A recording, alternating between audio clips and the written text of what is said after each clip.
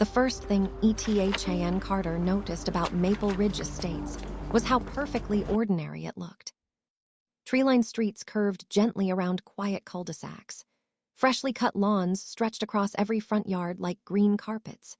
Children rode bicycles beneath towering oak trees, while elderly couples enjoyed evening walks without ever looking over their shoulders. Every mailbox matched. Every sidewalk was spotless. Every home looked carefully maintained, creating the picture of a neighborhood where families could finally relax after years of chasing stability.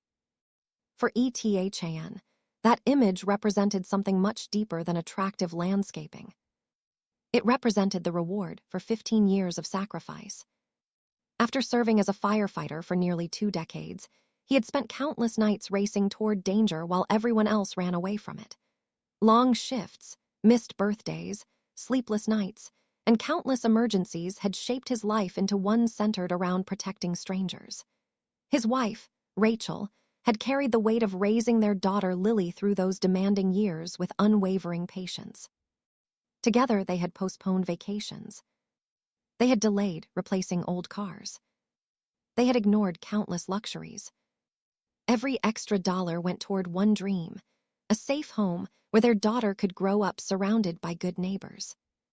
When they finally signed the paperwork for the modest 2-story house on Willow Creek Lane, it felt like every difficult decision had finally paid off. Friends congratulated them. Family members celebrated.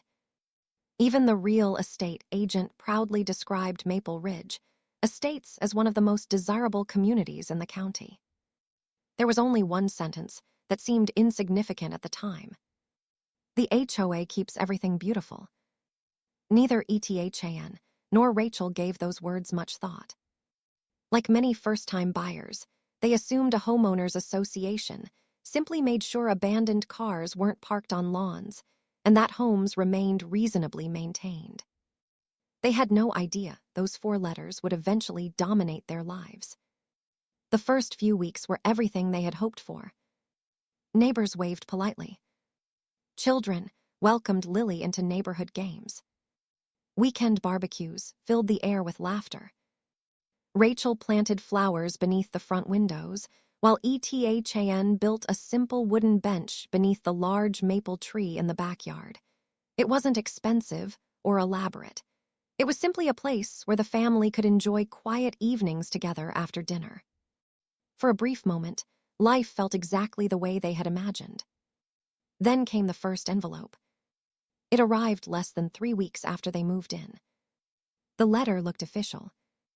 Inside was a notice informing them that their garbage bins had remained visible from the street 23 minutes longer than community guidelines permitted after collection day. The fine totaled $50. ETHAN laughed. Surely it was some misunderstanding. He paid the fine without complaint, assuming someone had simply made an honest mistake. The second notice came 4 days later. This time it claimed their lawn measured nearly half an inch above acceptable height. Another $75. Rachel began feeling uneasy. She carefully reread every community rule they had received during closing. The handbook was hundreds of pages long. Many rules seemed strangely specific. The approved shades of exterior paint, the maximum number of flower pots, the exact dimensions of decorative flags, even the acceptable colors for outdoor furniture cushions. Still, they tried to comply. They trimmed hedges, measured grass, stored bicycles, moved trash bins immediately after pickup. Every correction seemed to produce another violation. Soon the letters arrived almost weekly. One claimed their mailbox flowers were too colorful. Another insisted the basketball hoop Lily used each afternoon remained outside 20 minutes past sunset. Another questioned the wooden bench ETHAN had built, despite it sitting entirely inside their fenced backyard. Every notice included another fee. Every fee carried another warning. Failure to comply could result in legal action. At first, ETHAN assumed everyone received similar notices. But something felt wrong. Walking through the neighborhood each morning, he noticed obvious violations everywhere. Several homes displayed faded paint. One family regularly parked an old RV beside their driveway. Another property kept construction materials piled in plain sight for weeks. No violation stickers appeared. No warning letters arrived. No one seemed worried. Rachel quietly asked a longtime neighbor whether the HOA was always this strict. The woman hesitated before answering. Her smile disappeared. She simply said that some families attracted more attention than others. Before Rachel could ask what that meant, the neighbor glanced toward the large brick clubhouse at the center of the subdivision. Her voice lowered. Some battles weren't worth fighting. Then she walked away. That conversation stayed with Rachel all evening. Something about it felt less like advice and more like fear. Over the following weeks, ETHAN began noticing another pattern. Every violation notice appeared shortly after a black SUV slowly drove through the neighborhood. The vehicle belonged to Linda Hawthorne, president of the Maple Ridge Estates Homeowners Association. Linda had lived in the community for nearly 15 years. Her reputation preceded her. She attended every neighborhood gathering, controlled every HOA meeting, approved every committee, oversaw every inspection. People smiled politely whenever she approached. Yet those smiles vanished the moment she left. She carried herself with absolute confidence, as though the neighborhood belonged to her rather than the hundreds of homeowners who actually paid for it. One Saturday morning, ETHAN watched from his front porch as Linda stopped beside 3 different houses. She ignored obvious violations at 2 homes. Then she spent nearly 10 minutes photographing his property from multiple angles. That afternoon, another violation letter appeared online. This time, the accusation bordered on absurd. The family had allegedly displayed excessive seasonal decorations. The violation: 3 small American flags surrounding Rachel's flower bed for Memorial Day weekend. The fine doubled. Rachel stared silently at the notice. Lily looked confused. Even the neighbors who had remained distant began watching the Carter house with quiet concern. It no longer felt like random enforcement. It felt personal. ETHAN refused to believe someone could abuse authority over something so trivial. He requested copies of inspection records. The HOA delayed responding. He asked for photographs supporting the violations. Most were blurry. Several clearly showed dates that didn't match the notices. Others appeared edited or cropped. The inconsistencies MULTPLID. Questions produced no answers. Instead, the fines increased. By midsummer, the family had accumulated more than $2,000 in penalties. Savings they intended to use for Lily's college fund slowly disappeared. Stress replaced excitement. Rachel stopped gardening. Lily avoided playing outside. Even simple evenings on the backyard bench became rare.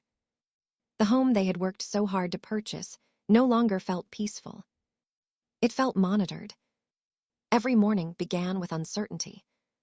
Every evening ended with another worry.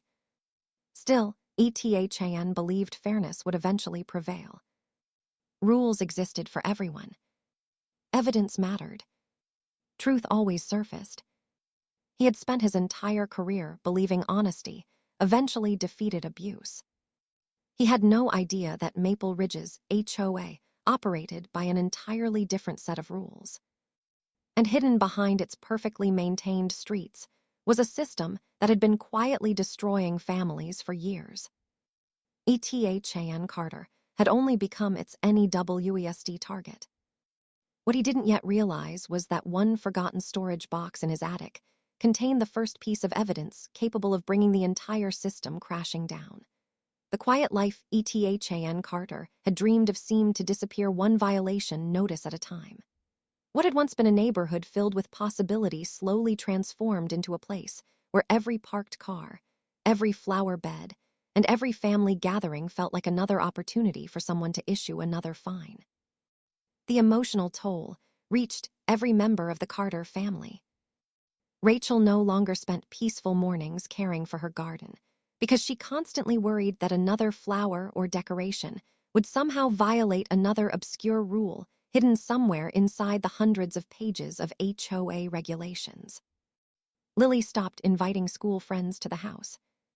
The little girl who had once laughed in the backyard now looked through the living room window before stepping outside, almost expecting another inspection vehicle to appear around the corner.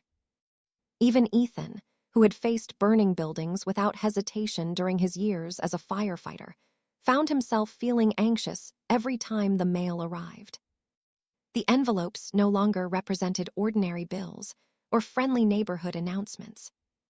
They represented another accusation, another demand, another reminder that someone seemed determined to make their lives miserable. Still, Ethan refused to surrender. His entire career had been built on solving problems through patience instead of panic. If the HOA truly believed every fine was justified, then evidence would prove it. If the fines were unfair, evidence would expose that too. Everything depended on facts. One Saturday morning, Ethan climbed into the attic searching for old moving boxes that still contained documents from the purchase of their home. While organizing folders, he discovered a dusty storage container that had belonged to the previous homeowner. Inside were maintenance receipts, appliance manuals, neighborhood newsletters, and dozens of documents that should have been discarded years earlier. Most of the papers held little value. Then one envelope immediately caught his attention. Across the front, someone had written only 3 words: "Keep these safe."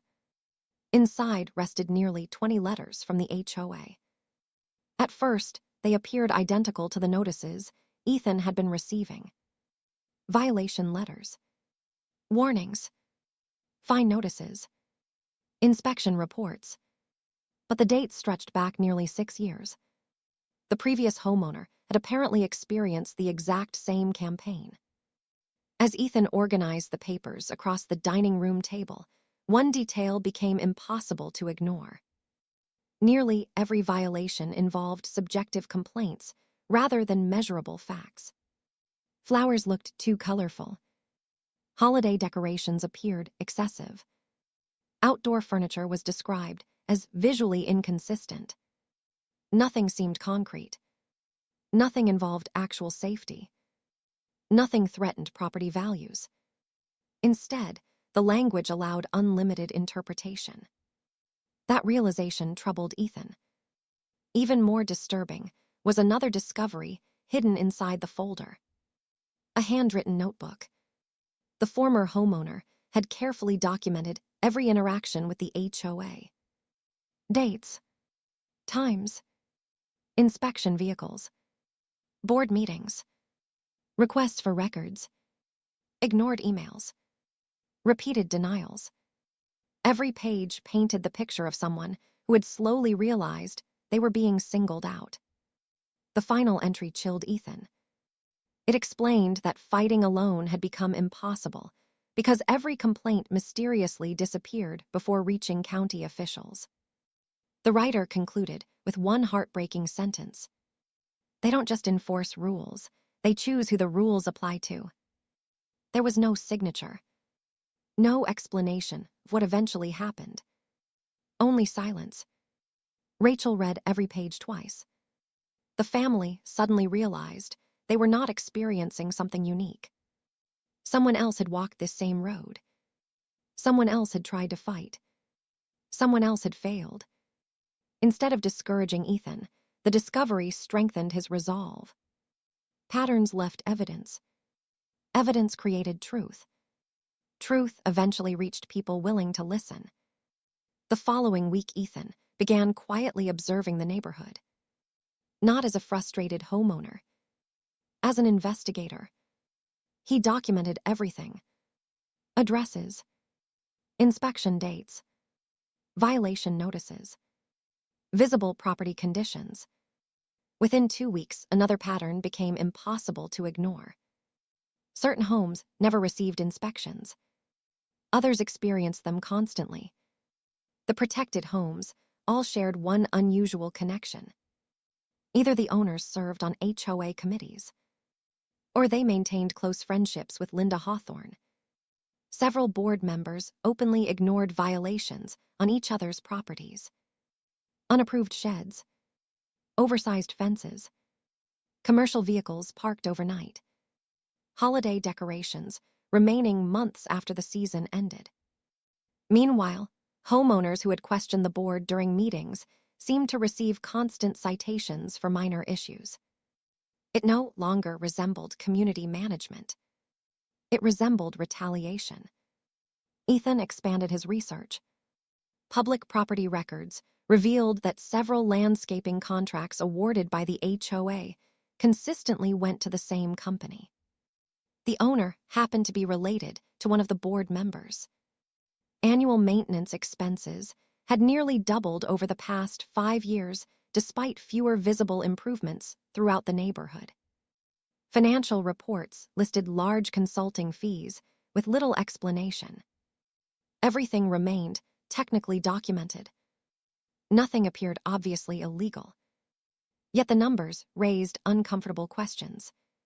The more Ethan learned, the more he realized that fear, not rules, kept the system alive. Neighbors whispered privately. No one spoke publicly. One evening, an elderly resident quietly approached Ethan while he trimmed his lawn. Without introducing himself, the man simply handed Ethan an old newspaper clipping before walking away. The article described a lawsuit filed against the HOA nearly 8 years earlier. The case had been quietly settled before reaching trial. The details remained sealed. The board members stayed in power. Nothing changed. Another clue. Another piece of a puzzle growing larger every day. Soon more homeowners began finding small excuses to speak with Ethan. One mentioned mysterious fines after requesting financial records. Another described being threatened with attorney fees for questioning election procedures. A widow explained that she had paid thousands of dollars simply because she feared losing her home. No one wanted revenge. They simply wanted peace. Years of intimidation had convinced them that silence was cheaper than resistance. Ethan listened carefully to every story. He took notes. He never promised victory. He only promised to uncover the truth. Unknown to the residents, Linda Hawthorne had also noticed a change. Inspection reports indicated that Ethan was taking photographs throughout the neighborhood. Board members reported that homeowners had started speaking with him more frequently.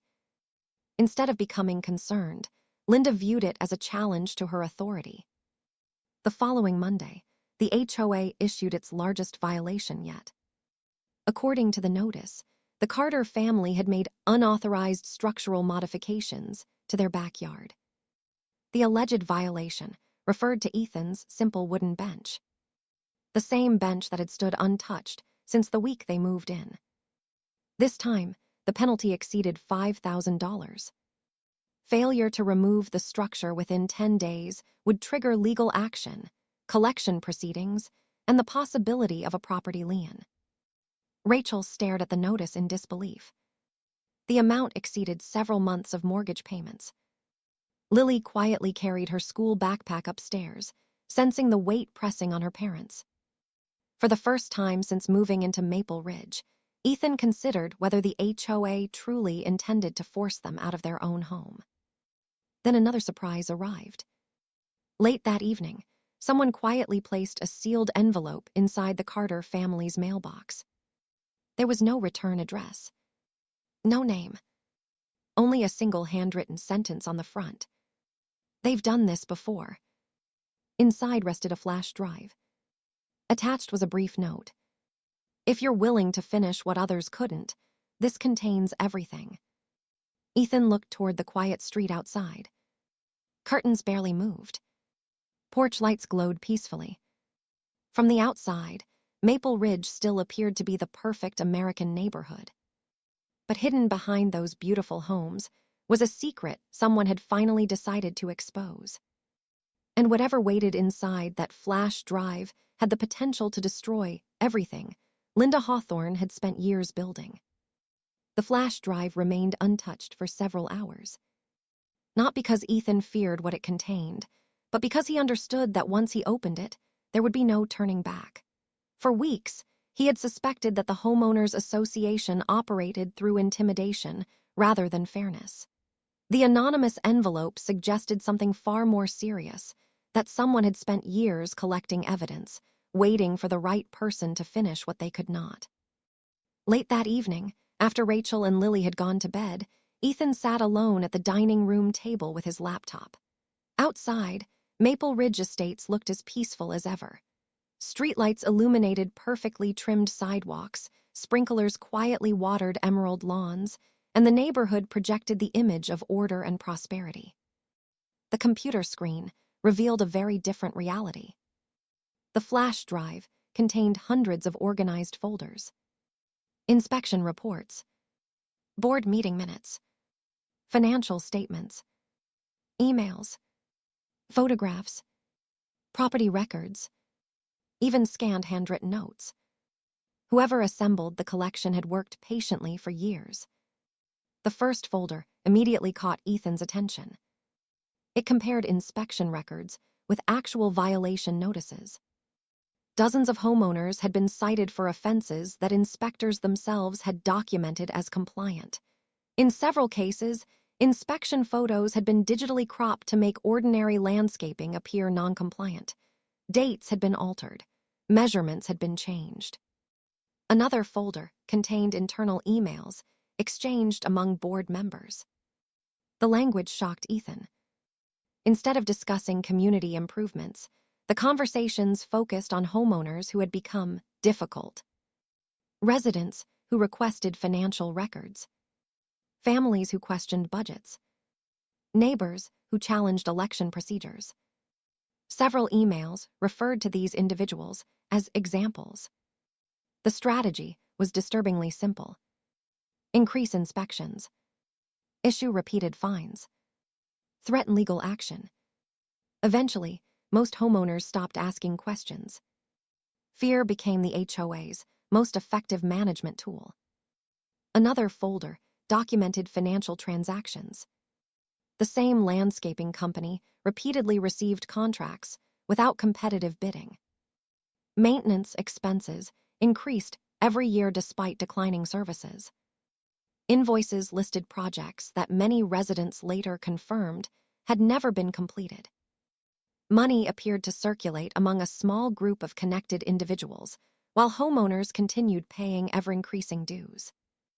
Ethan realized he was no longer dealing with isolated abuse of authority. He was looking at a system. The following morning, Rachel reviewed every file beside him. Her initial fear slowly transformed into determination. For months, she had blamed herself whenever another violation arrived. Now she understood the family had never been the problem. They had simply become the newest target.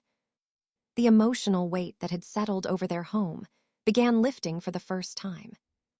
Not because their situation had improved, because uncertainty had finally been replaced by truth. Instead of immediately confronting the board, Ethan chose patience.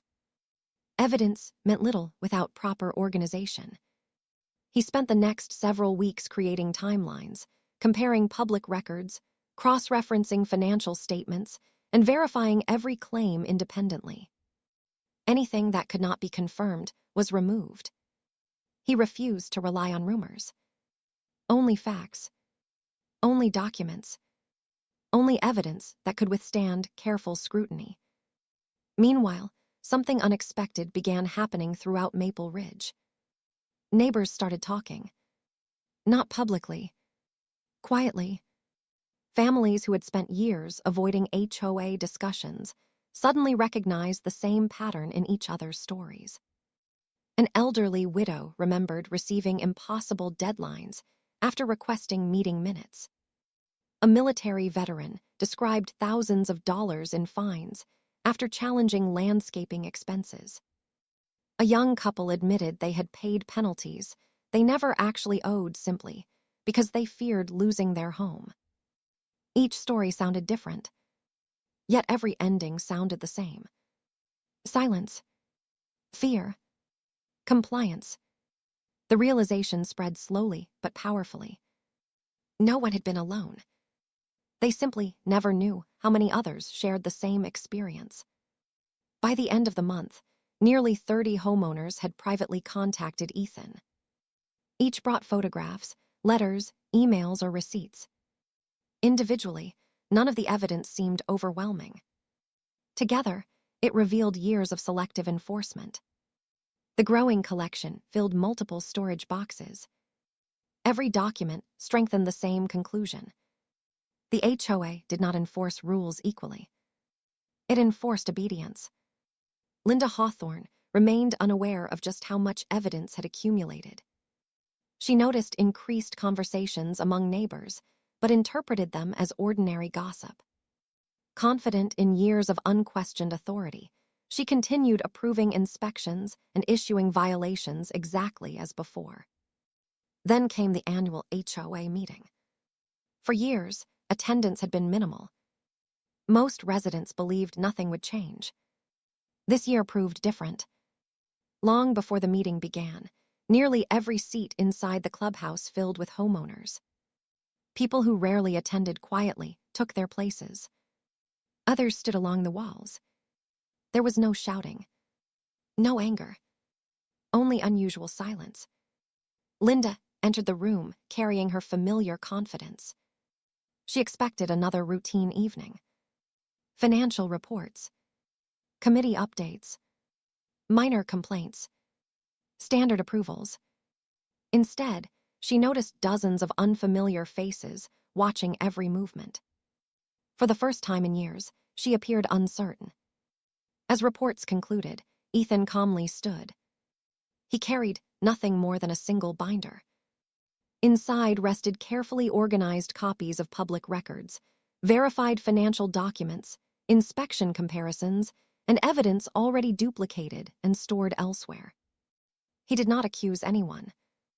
He simply requested independent review. He asked why identical violations received different outcomes. He questioned contracts awarded without competition. He requested explanations for inspection photographs that conflicted with official reports. The room remained silent. Other homeowners slowly rose one after another. Not to argue, to share their own documented experiences. One family presented years of payment records. Another produced unanswered information requests. A retired accountant questioned inconsistencies in annual financial statements. A former contractor identified inflated maintenance invoices. The stories continued. Not emotional speeches. Facts, dates, receipts, documents. For nearly 2 hours, evidence replaced fear. Linda attempted to maintain control of the meeting. Procedural rules suddenly became important. Discussion limits appeared. Agenda restrictions emerged. Requests were declared inappropriate. But the atmosphere had changed. Residents no longer looked frightened. They looked informed. Every attempt to dismiss one concern was answered by another homeowner with another verified document. The authority that had once depended on silence now faced something far stronger. Collective truth. When the meeting finally ended, no dramatic victory had occurred. The board remained in place. No immediate decisions were made. Yet everyone understood something irreversible had happened. The illusion of unquestioned power had been broken. For the first time in years, homeowners walked out of the clubhouse together instead of alone. They exchanged phone numbers, created volunteer committees, organized document archives, agreed to attend every future meeting. Fear had quietly begun transforming into accountability. As Ethan and Rachel returned home, Lily noticed something she had not seen in months. Her parents were smiling, not because the battle was over, because hope had finally returned. Later that evening, while organizing the latest documents, Ethan received an email notification. The county's Office of Community Oversight had officially acknowledged receipt of a formal complaint, supported by hundreds of pages of evidence submitted by multiple homeowners. An independent review had been opened. For years, Maple Ridge's HOA had controlled every internal complaint. This investigation would come from outside the neighborhood, beyond Linda Hawthorne's influence, beyond the board's control. Ethan quietly closed his laptop. The hardest part was no longer proving something was wrong. Now the truth belonged to people with the authority to act. And somewhere inside the Maple Ridge clubhouse, Linda Hawthorne was beginning to realize that the system she had spent years controlling was about to face its first real test. The weeks following the annual HOA meeting felt strangely quiet. No new violation notices appeared in the Carter family's mailbox. The familiar black SUV that had once cruised through Maple Ridge estates almost daily became an increasingly rare sight. The silence was unusual, but no one mistook it for peace. Everyone understood that something significant was happening behind closed doors. For the first time in years, the board was no longer operating without scrutiny. The county's Office of Community Oversight had officially launched an independent investigation. Unlike previous complaints that had disappeared into internal HOA procedures, this review came from outside the neighborhood. Investigators requested financial records, inspection logs, election documents, contractor agreements, meeting minutes, and years of correspondence between board members. The requests could not simply be ignored. They were legally binding. As investigators quietly gathered documents, homeowners began noticing small cracks in the image the HOA had carefully protected for years. Monthly newsletters stopped arriving on time. Board meetings were postponed. Several committee chairs unexpectedly resigned. Rumors spread through the neighborhood, but Ethan reminded everyone of the promise they had made after the last meeting. No gossip. No personal attacks. Only facts. The strength of their movement had never come from anger. It came from honesty. That commitment proved invaluable. Instead of becoming divided by emotion, the homeowners remained united by evidence. Every family carefully organized its records. Every complaint was supported by documentation. Every statement was verified before being submitted. Investigators later admitted they had rarely encountered such a thoroughly prepared community. The facts spoke for themselves. One discovery after another confirmed what Ethan had quietly suspected months earlier. Inspection schedules had been manipulated. Certain homes were deliberately excluded from enforcement. Others received repeated inspections despite having no legitimate violations.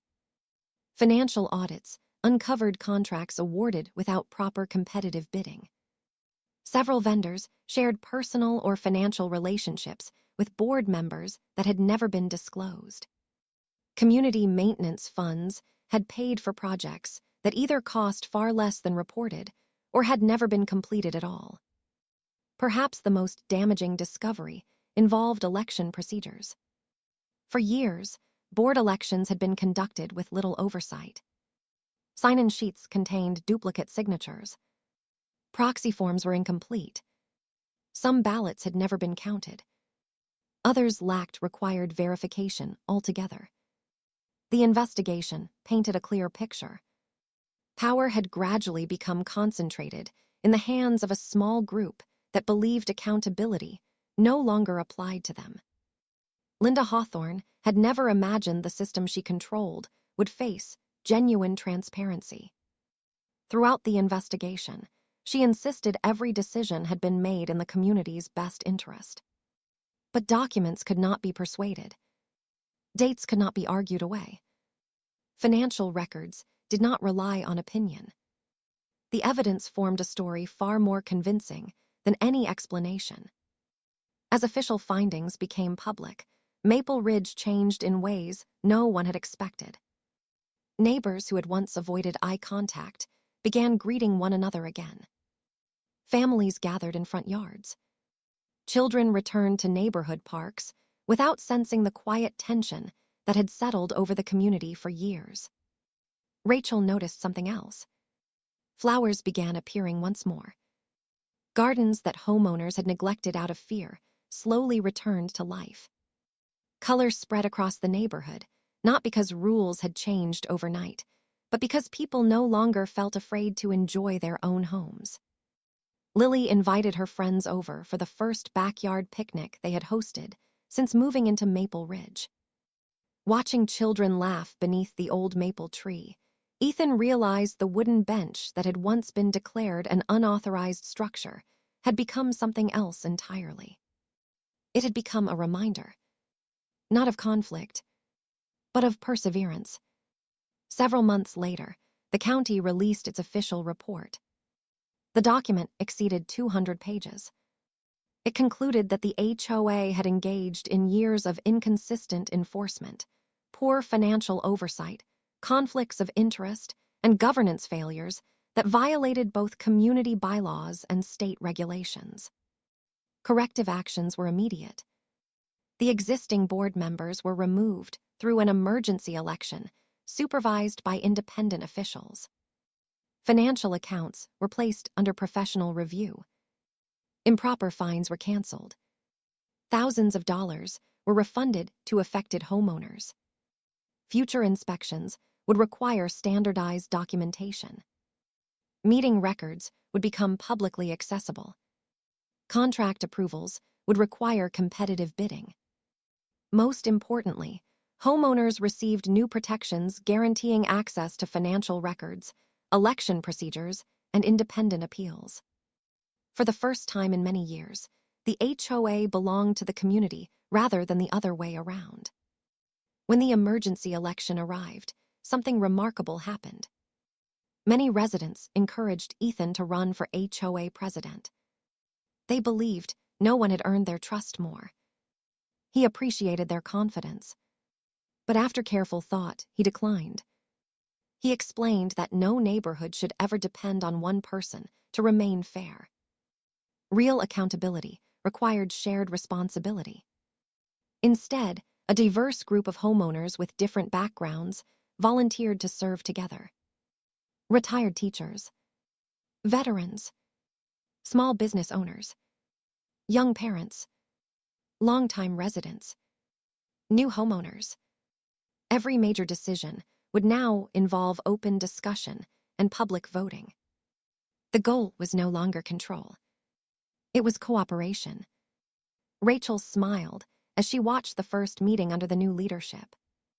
There were disagreements, questions, different opinions, but no fear. That alone made the meeting unlike any Maple Ridge had experienced in years. The neighborhood slowly became known for something very different. Not strict enforcement, not expensive homes, not perfect lawns. People began recommending Maple Ridge because neighbors actually listened to one another. Families worked together during storms. Residents volunteered for community projects. Children organized charity drives. Holiday celebrations became neighborhood traditions instead of opportunities for violations. Property values improved naturally, not because of intimidation, but because people genuinely cared about where they lived. One warm autumn evening, nearly a year after the investigation began, Ethan sat once again on the same wooden bench beneath the maple tree. The sunset painted the neighborhood in shades of gold. Rachel tended her flower beds without measuring distances or worrying about inspections. Lily laughed with friends riding bicycles down the street. The neighborhood finally looked the way it had appeared on the day they first visited. The difference was that this time, the peace was real. Ethan reflected on everything that had happened. The greatest victory had never been canceling the fines. It had never been exposing corruption. It had never been proving Linda Hawthorne wrong. The real victory was helping ordinary people rediscover their voices. Fear had kept good neighbors apart. Truth had brought them together. He realized that power becomes dangerous only when decent people believe they have none. The homeowners of Maple Ridge had learned something far more valuable than how to challenge an abusive board. They had learned that communities thrive when fairness is stronger than authority, when transparency replaces secrecy, and when neighbors choose unity over silence. No single person had saved Maple Ridge. The community had saved itself.